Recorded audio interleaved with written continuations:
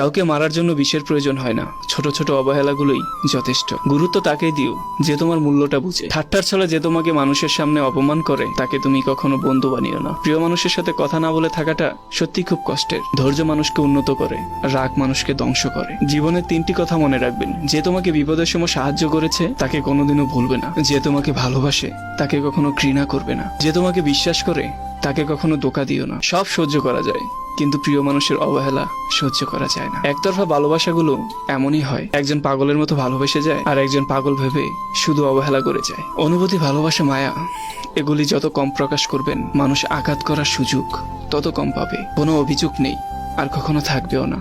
আছে শুধু অভিমান, যা কখনো বলবোও না। সময়ের সাথে সাথে যে সম্পর্ক নষ্ট হয়ে যায়, তাহলে বুঝে নিও সে সম্পর্কে ভালোবাসা নয়, শুধু প্রয়োজন ছিল।